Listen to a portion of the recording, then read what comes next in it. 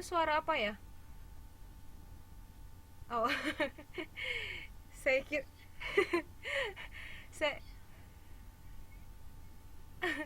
sa oke, ya.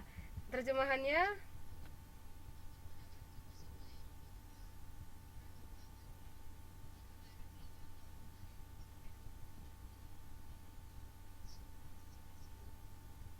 konsentrasi spasialnya. Oke. Halo? Masih dengar suara saya nggak? Oh, tadi tadi kok tiba-tiba kayak ada hilang, saya nggak bisa dengar suara teman-teman. Halo?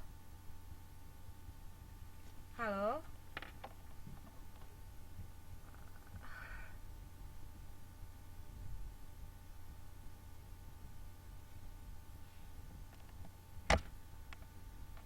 Halo?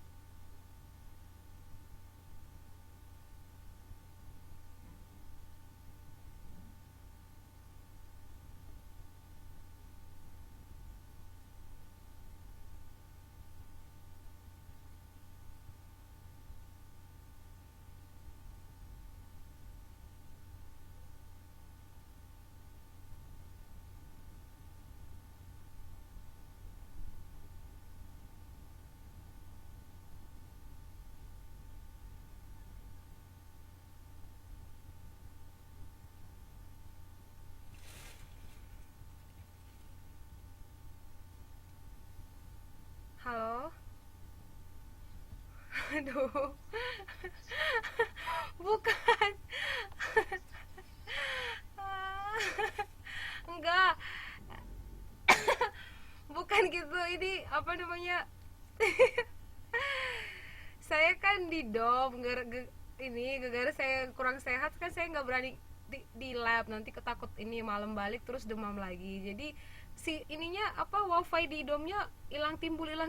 Jadi saya tadi loh, kok nggak ada suara. Oke, jadi Mbak Arina bisa dibaca sekali lagi, tolong Mbak. Maaf ya, sorry. Oke. To- no, no, no.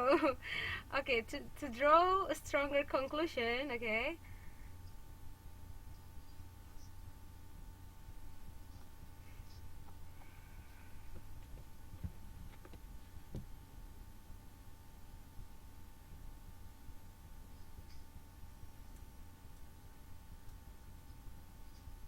Okay. Indonesia.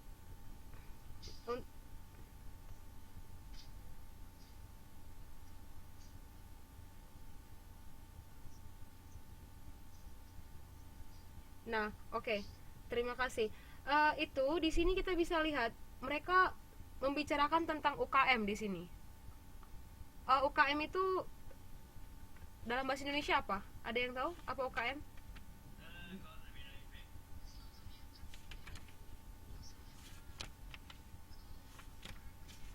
No.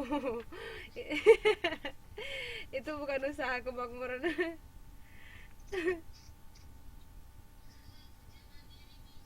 Enggak, salah. Usaha kecil menengah. Nah, okay, so di sini we can see that they try to compare a conclusion. Mereka mencoba untuk membandingkan kesimpulan yang lebih kuat. Mungkin ada beberapa kesimpulan yang sudah didapatkan. Karena ini teksnya terpisah, kita kan nggak bisa bandingkan langsung. Karena kan di teks ini kita nggak baca secara keseluruhan langsung, dia itu kan terpisah ini paragrafnya. Tapi di sini bisa kita lihat bahwa ada kesimpulan yang lebih kuat, yang lebih cocok mungkin, dan yang lebih mendukung bahwa perkembangan penyebaran regional dari UKM dapat dilihat dari konsentrasi spasialnya. So here they use stronger conclusion. Why?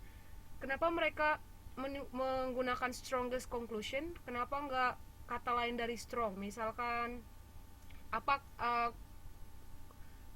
kolokasi atau padanan atau kata yang sama dengan strong, kata lain dalam bahasa Inggris. Ada yang tahu selain strong? Kenapa? Misalkan wonder, misalkan, atau wonder. Nah, strong, misalkan wonder atau strong bisa juga. Nah, kenapa mereka menggunakan stronger conclusion? Kembali masalah word selection atau collocation-nya atau pemilihan katanya dan padanan kata. Karena kalau wonder di situ kurang cocok dia. Jadi mereka memakai kata stronger. Oke. Nah, contoh yang berikutnya juga ada stronger interdependency di page 1236. Kita lihat 1236. Page 12.36 bisa dilihat.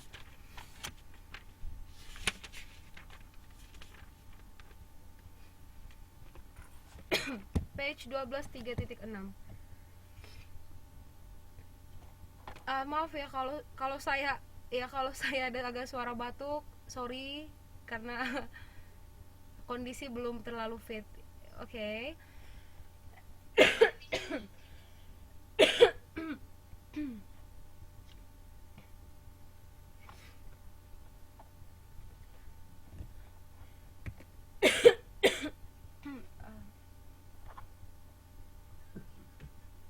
Kenapa?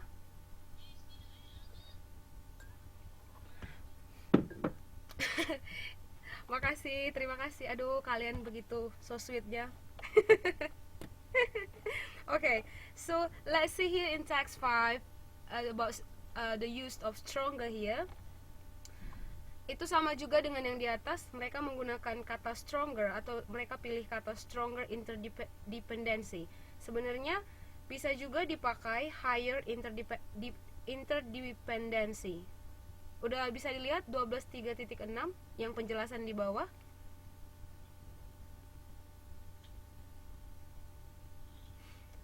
Kenapa tidak dipakai higher interdependency? Kenapa lebih dipilih stronger interdependency? Iya, benar, kolokasi, Kak. Nah, karena ada di situ dijelaskan kalau mereka memakai higher interdependency, mungkin terjemahannya menjadi interdependensi semakin tinggi karena higher dari kata high. Tetapi yang dibicarakan di sini kan lebih ke kuat, stronger. Jadi mereka memilih kata stronger interdependency, bukan higher interdependency. Lebih ke kolokasinya atau ke register atau laras bahasanya juga. Oke? Nah, so how about lower price? Apa translationnya dari lower price?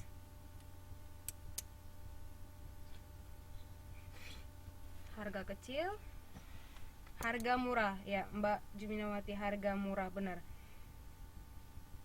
Nah, selalu perhatikan, saya katakan menerjemahkan itu tidak boleh kata per kata. We cannot translate word by word. Nah, kalau kita terjemahkan kata per kata, hasilnya seperti yang Mbak Arina tadi, harga lebih rendah, lower price, atau harga lebih kecil. Sebenarnya low nggak lebih kecil, low itu lebih cocok rendah. Kalau kecil kan small, ya kan? Nah, lower price, kata Mbak Juminawati tadi kan harganya lebih murah. Kalau di dalam bahasa Indonesia kita tidak punya kata murah, kita hanya punya kata misalkan rendah, mungkin terjemahannya bisa kita jadikan harga yang lebih rendah. Karena kan rendah berarti maksudnya itu tidak mahal. Nah, Tetapi karena memang kebetulan, bukan kebetulan, karena memang di bahasa Indonesia ada kata murah, dan itu lebih cocok. Karena kalau kita bilang sama orang harganya lebih rendah ya, kan agak gimana gitu, harganya lebih rendah, nggak ini pilihan katanya itu tidak pas. Sementara kita punya kata yang lebih pas, yaitu murah. Makanya kita terjemahkan harga yang lebih murah gitu. Sebenarnya bisa diterjemahkan harganya lebih rendah kalau kita tidak punya padanan kata di dalam bahasa Indonesia, yaitu murah gitu. Tetapi karena kita punya, kenapa kita tidak menggunakan itu saja? Karena itu lebih cocok dan lebih mudah dipahami pembaca. Kalau Anda sebagai pembaca, misalkan teman-teman sebagai pembaca ada teks yang menuliskan harga lebih rendah atau harga lebih murah, yang lebih easy atau lebih gampang dipahami yang mana? Nah, lebih murah. Nah, kembali ke teknik translation yang sudah kita pelajari, yaitu register atau laras bahasa atau word selection, pemilihan kata yang lebih bisa dipahami oleh target reader kita. Oke?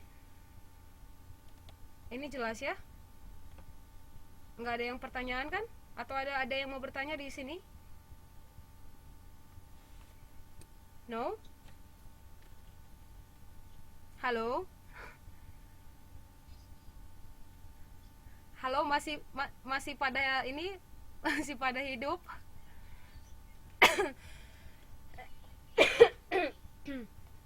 Oke. Nah, sekarang kita lanjut ke ada collocation. Ini udah sering kita bahas di beberapa materi sebelumnya, dan memang kolokasi ini yang paling inti juga di translation, karena kita harus tahu kata ini lebih cocok dipadankan kemana. Jadi kita tidak asal halo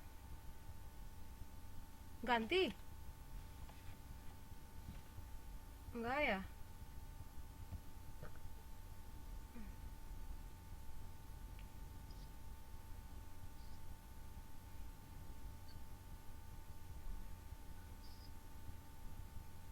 Oke.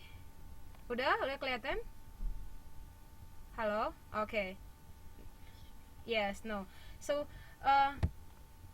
here we already talk a lot about collocation. Kita udah ada banyak berbicara tentang collocation di materi sebelumnya. Nah, ini kembali kita melihat di sini juga dibahas tentang kolokasi di page 12.19. Yuk kita lihat sama-sama contohnya.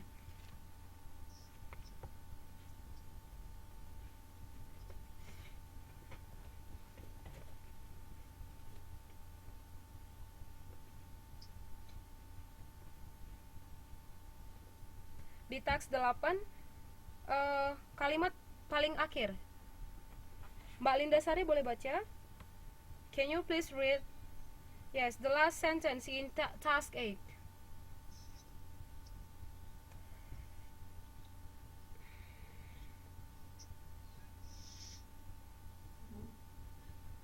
Yes, paragraph 8. The last sentence. Yes.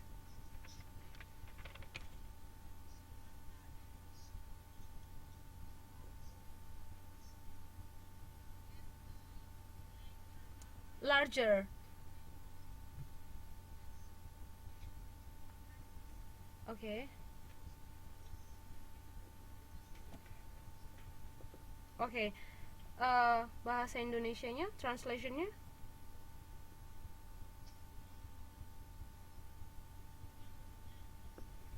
Selain provinsi-provinsi Jawa,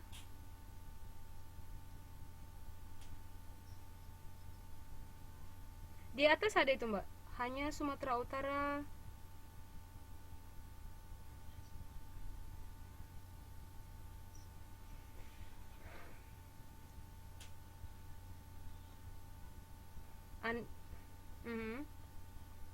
Peran.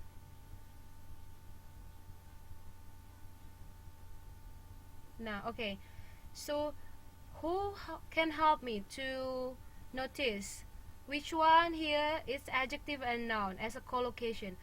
Siapa yang bisa bantu saya untuk di contoh pertama ini, yang bagian kolokasi dari adjective dan noun di sentence a relatively larger number of small and medium scaled enterprises, di mana di situ yang menunjukkan adjective dan noun yang mereka itu adalah satu collocation. Kolokasinya itu adalah adjective plus noun. Mbak Yuli Ekawati boleh bantu saya? Di mana di kalimat yang ada di slide yang menunjukkan kolokasi adjective plus noun.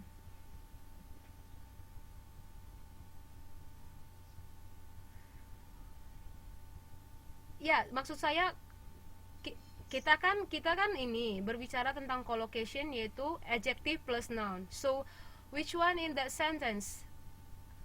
So the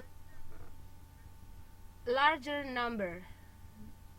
Yes. So larger here is an adjective, right? And number is a noun. Jadi di sini kita bisa identifikasi bahwa larger itu di sini adalah sebagai adjective dan noun itu adalah number. Jadi makanya kolokasinya itu patternnya adalah adjective plus noun. Nah, larger di sini tadi seperti yang kita bahas, dia tingkatan perbandingannya yang keberapa? Yes, comparative, right? Okay, so you already got it. So let's see another example, page 1242, 1242.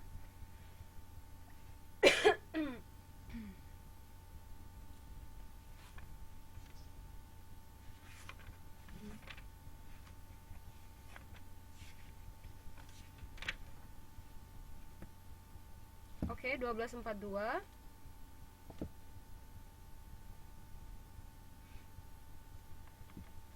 Bu Rini bisa bantu saya baca kalimat kedua? Oke, tax 1. Yes, tax 1.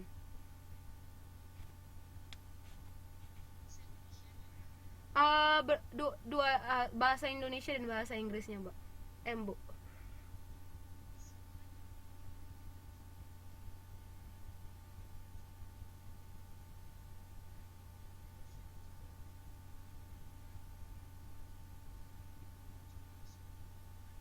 Okay, so here which one is noun plus verb here, Ibu Rini? Yang mana dia kolokasi noun dan verb di kalimat tersebut? Okay, conclusions drawn. Kalau kita lihat dari bahasa sumbernya, kesimpulan yang diperoleh. Kalau diperoleh sebenarnya dalam bahasa Inggris yang Mbak tahu terjemahan dari yang diperoleh itu apa aja?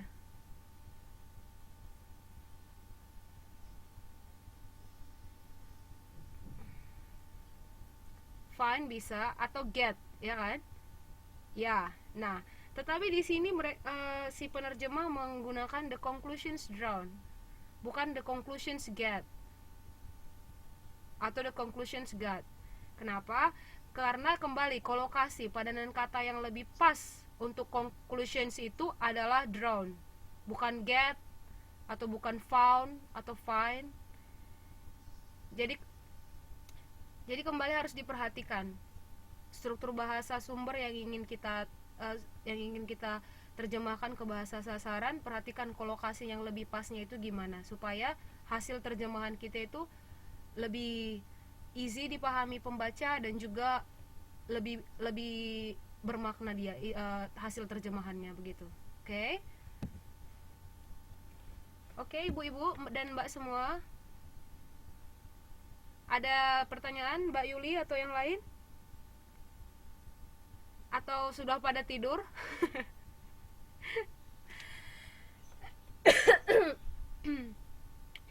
Okay, so we go to yang mana, Mbak Linda Sari? Oke, kita balik ke 1219. Mbak Linda Sari tadi ketiduran sebentar ya. Yang mana Mbak Linda Sari yang belum dimengerti, yang page. Nah, collocationnya di contoh itu larger number. Nah, kan di kolokasi itu udah kita sebutkan adjective plus noun. Nah, di kalimat tersebut yang sebagai adjective yang mana? Enggak, hanya untuk Mbak Linda Sari dulu. Yang Mbak Linda Sari, oke. Yang adjektif yang mana? Yang di kalimat pertama. Iya, benar. Kata sifatnya yang mana? Atau ada ada berapa kata sifat di kalimat tersebut?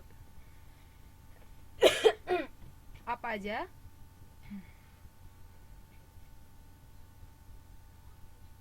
Nah, iya benar, ada 3 kata sifat. Ada berapa noun? Hmm?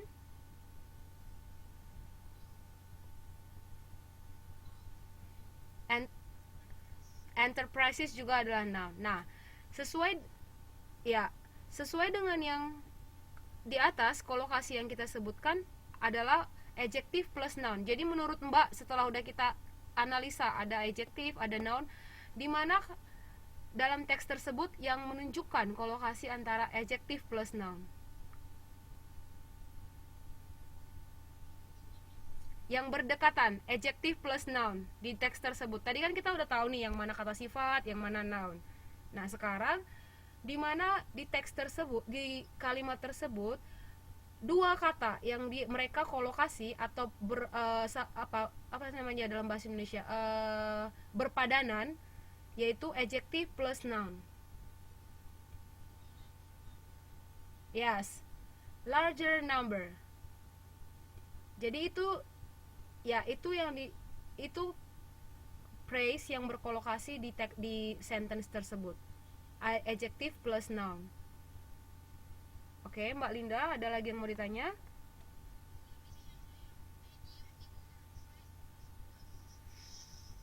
Kenapa?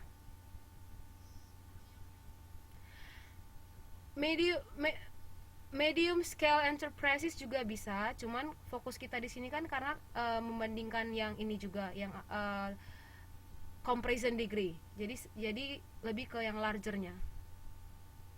Nah, kita kan tadi berbicara tentang, iya, tadi kan kita berbicara tentang comparison degree. Jadi saya ambil contohnya yang pakai IR dan IST gitu.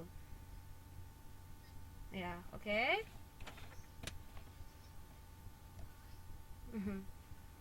Nah, sekarang we talk about coherence. Have you ever heard what's the meaning of coherence? Oh, yes. Yes, saling berhubungan atau saling berkaitan. Dalam bahasa Indonesia itu koheren atau ya koheren, maksudnya kata yang satu dengan kata yang lainnya itu berkesinambungan dalam bahasa Indonesianya. Nah, di dalam menerjemahkan, seorang translator itu atau seorang penerjemah, you have to make your translation coherence one each other. So you cannot talk like in first paragraph you talk about politics, and then in second paragraph you talk about maybe mathematics, and then in third about basics. Kalau kita menerjemahkan suatu teks, misalkan di paragraf 1 kita mau berbicara tentang politik, terus di paragraf 2 tentang matematika, di paragraf 3 tentang fisika. Oke, it's fine, kita bisa. Tapi bagaimana membuat ini supaya menjadi koheren, supaya berkesinambungan? Karena kalau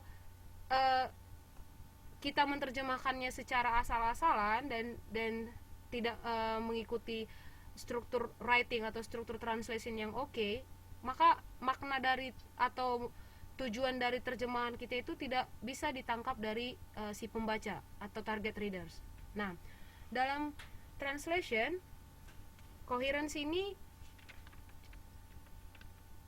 berarti kita menggunakan beberapa cohesive devices untuk menyatukannya. Udah ada yang masih ingat apa cohesive devices yang udah kita pelajari minggu lalu?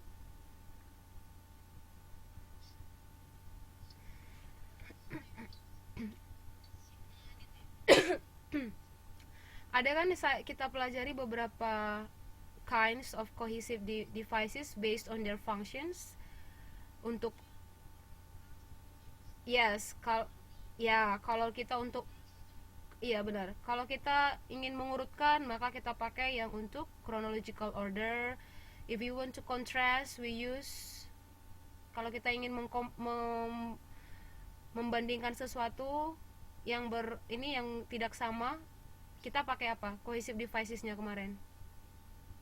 Misalnya saya bilang Mbak Arina cantik, tetapi maka saya pakai cohesive devicesnya apa? Kok kok kok tuh? No, saya bilang kan tetapi. Tetapi apa bahasa Inggrisnya? Nah, but itu yes, kan kontras, berlawanan. Nah, jadi untuk membuat suatu terjemahan itu koheren atau saling berkaitan, kita pertama bisa pakai cohesive devices. Oke?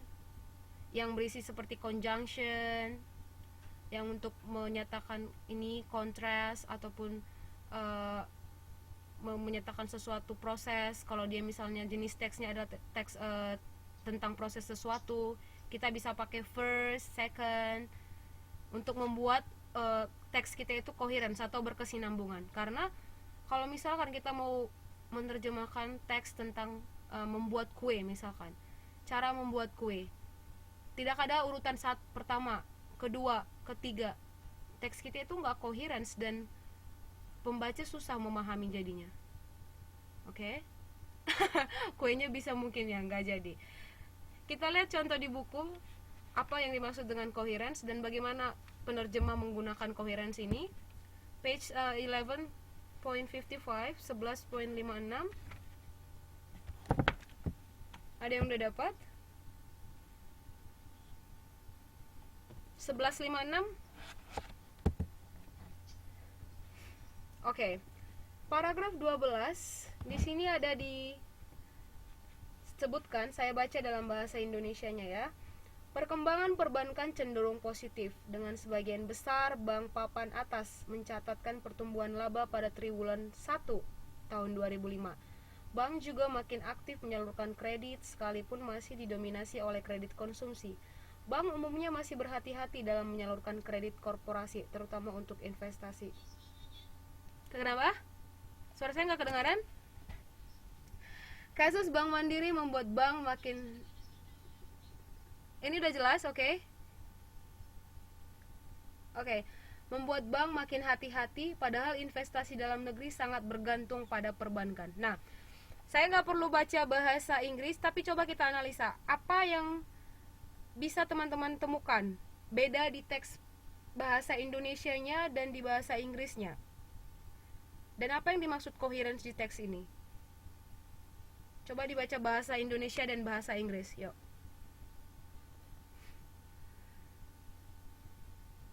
Oke, Mbak Arina bisa dijelaskan? Mbak Arina tadi udah sebutkan di bahasa Indonesia atau di bahasa sumber the writer used bank, ya kan? Nah, but in translation di bahasa sasaran they change become yes, they. So they refers to banks, right? Ya. Nah, ini yang dinamakan coherence juga.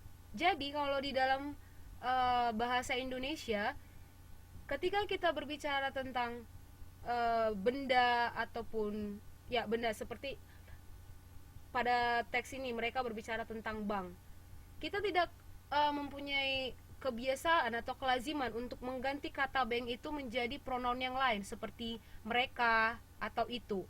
Karena di dalam bahasa Indonesia ketika kita menyebutkan atau menuliskan kata mereka itu refers ke orang. Ya kan? Kalau kita baca teks di bahasa Indonesia, misalkan Arina dan Muti pergi ke pasar. Mereka, nah Arina dan Muti bisa diganti pronounnya menjadi mereka. Karena mereka adalah orang gitu kan. Tetapi ketika kita berbicara benda yang memang dia tidak bergerak dan tidak melakukan pekerjaan seperti di teks ini, bank pada umumnya adalah bla bla bla bla dan semuanya. Dan kembali diulang lagi, bank juga makin aktif, bank umumnya. Itu sudah kelaziman dibahas di struktur bahasa kita, mengulang kata yang sama tanpa diganti ketika kita berbicara tentang benda. Tetapi ketika kita berbicara tentang orang, kita bisa menggantinya. Nah, ini yang membuat beda dengan bahasa sasaran, yaitu bahasa Inggris di teks ini. Di dalam bahasa Inggris, baik kita berbicara tentang orang, benda, atau hal, kita bisa reverse ke pronoun they atau ke pronoun yang lain yang memang dia mengacu ke orang. Jadi misalkan kayak di sini, most of the banks, mereka ganti menjadi they, ya kan? Most of the banks with high rankings had a record of profitable growth during the first quarter of 2005. Harusnya kan kalau memang ini tidak ada kelaziman dalam bahasa Inggris, mereka mengulang lagi sini. Banks were also more active, gitu kan? Tetapi seperti yang saya sebutkan tadi, karena di bahasa Inggris itu sudah lazim, prevalence yang kita pelajari kemarin, most of the banks itu bisa diganti menjadi pronoun yang lain, yaitu they. Jadi perhatikan ketika membaca teks atau menerjemahkan teks, tidak selamanya kalau ada kata they atau it itu mengacu ke orang. No, sometimes it refers to noun atau hal-hal yang lain, atau mungkin things. Tapi kalau memang dia udah we, he, she, you, nah itu sudah pasti memang iya benar. Tetapi kalau they atau it itu bisa jadi orang, bisa jadi benda juga di dalam bahasa Inggris. Oke? Iya, tapi kalau dalam bahasa Indonesia it, ya, they sama it itu bisa jadi reverse ke orang, person, atau noun, atau things. Tapi kalau dalam bahasa Indonesia, kita tidak pernah menggantikan kata benda itu menjadi kata orang, menjadi ke orangnya. Misalnya mereka atau it. Tapi kalau itu, it, ya itu sudah pasti benda dalam bahasa Indonesia. Oke, bisa lihat perbedaannya dalam kelaziman dan struktur bahasanya di bahasa Inggris dan bahasa Indonesia. Oke, ini nggak ada pertanyaan di sini ya. Halo, masih prevalence kelazimannya. Okay. Yes. So the next point is about abbreviation. So let's open page 12 and 7. Coba dibuka halaman 12.7.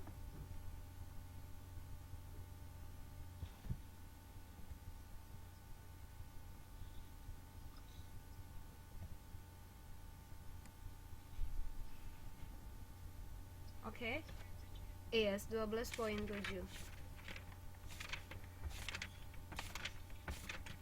Oke.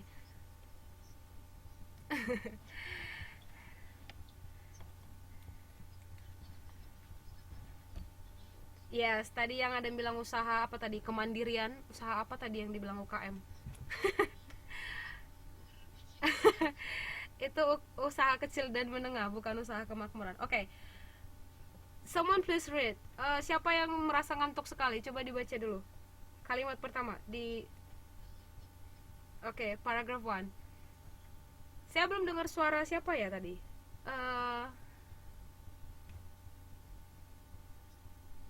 Mimi Chu udah, Mbak Mimi udah. Ada Mbak Arnengsi? Arnengsi ada? Halo Mbak Arnengsi. Arnengsi udah tidur? Ibu Rini udah tidur? Halo Ibu Rini. Mbak Yuli atau Mbak Yusnita ada?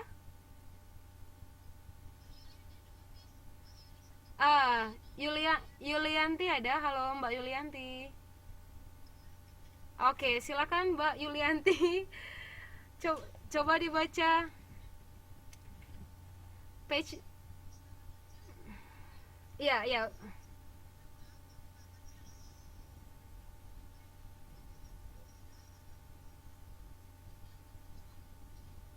Oke.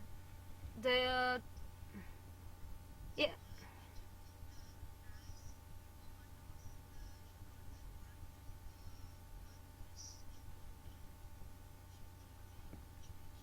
Oke. So, ada yang bisa kasih tahu saya how you analyze this test, and do you find anything wrong in this sentence? Ada yang bisa lihat apa yang salah dalam dua kalimat ini?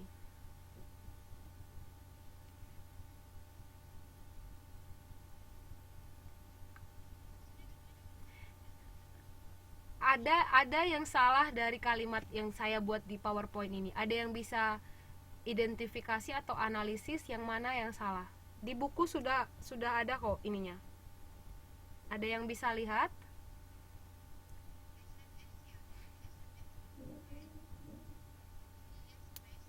Ya, itu memang ya singkatan dari small and medium enterprises. Cuman apanya yang salah dan apanya. Oke.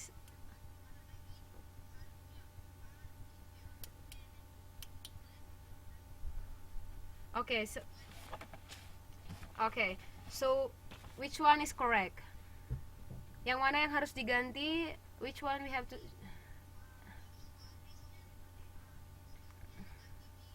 Oke, isnya diganti menjadi hanya. Oke, Jazid, is there another point? Ada hal lain yang harus diganti selain plural and singular?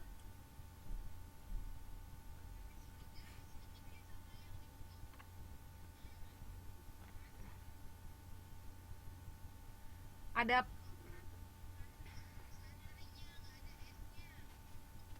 country nggak ada S. Country yang mana nggak ada S-nya?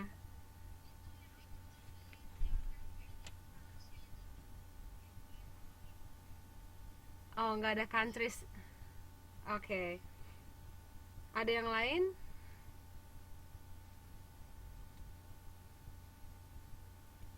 Berarti semua masih oke okay ya, belum tidur, masih oke. Okay.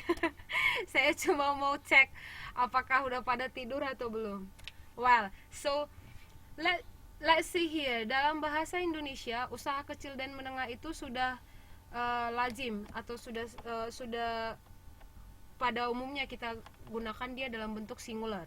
Jadi kita bukan membuat usaha kecil dan menengah, bukan usaha kecil dan menengah, artinya itu satu kesatuan dan itu singular. Nah, tetapi ketika kita terjemahkan ke bahasa sasaran yaitu bahasa Inggris, dia berubah menjadi apa berubah? Iya, plural atau jamak. Nah,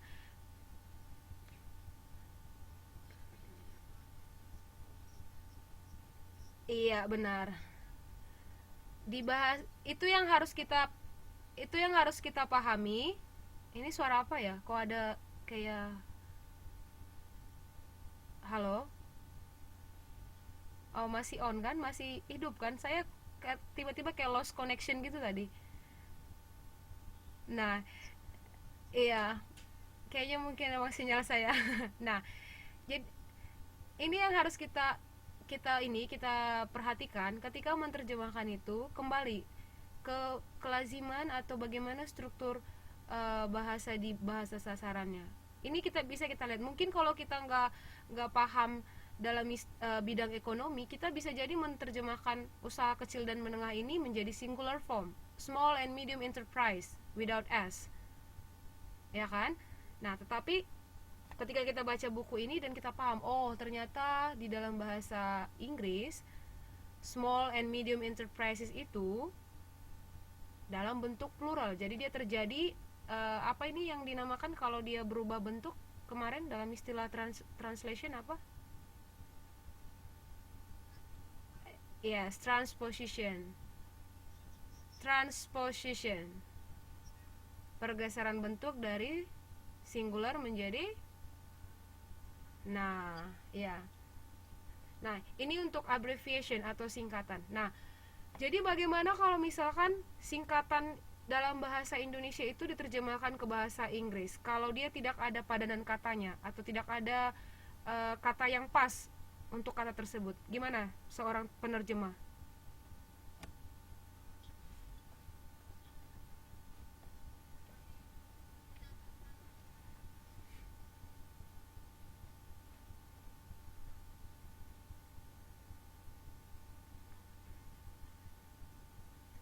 apa ya, itu ditambahkan kata itu istilahnya apa Bu yang udah kita bahas?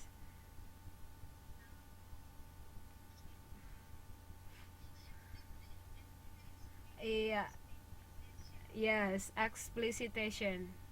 Nah, kita bisa buat explicitation plus di dalam kurung dia kita kita buat singkatannya, atau kita bisa buat juga dalam tanda kutip atau dalam bentuk cetak miring. Udah, dalam bentuk cetak miring yang artinya itu ada, itu tidak, itu maksudnya kalau dibuat cetak miring orang tahu oh ini adalah suatu istilah atau kata yang memang tidak ada padanannya di bahasa sasaran yang ingin kita terjemahkan gitu. Oke?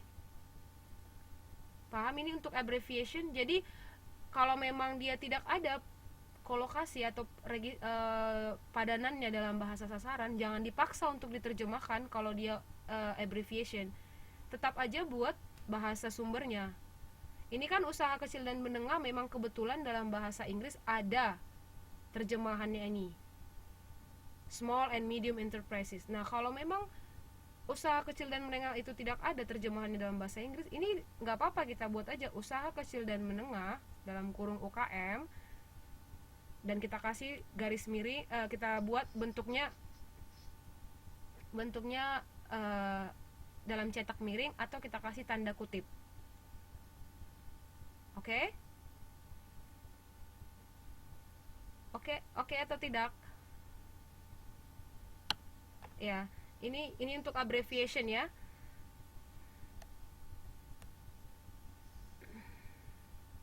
Nah, sekarang kita lihat terms. Silakan please find those terms. Ini istilah-istilah untuk ekonomi yang perlu kita pahami. Siapa yang pertama dapat, silakan dibacakan sama saya. Ini ada di buku. So let's find those words and I'll give you point. Okay, the last point. Yang pertama, ada dua halaman yang berbeda. Siapa pertama dapat langsung sebutkan nama dan dibacakan.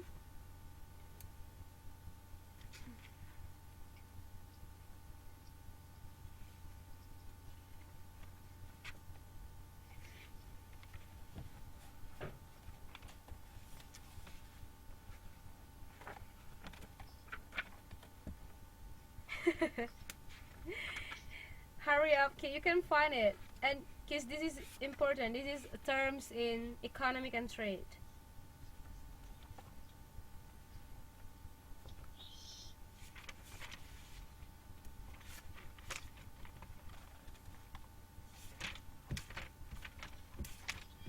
Oke, sebutkan nama langsung. Oke, just oke.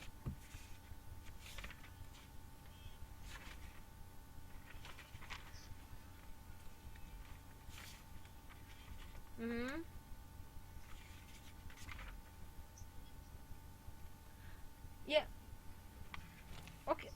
Oke, translate that. Translate those words. Pendapatan nasional itu apa?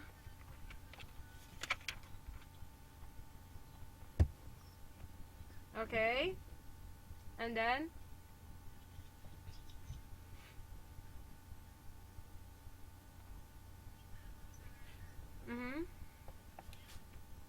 apa?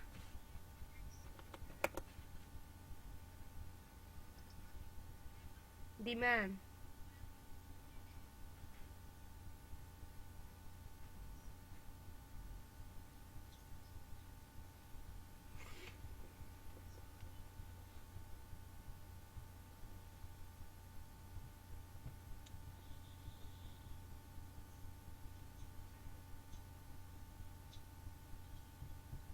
You got it?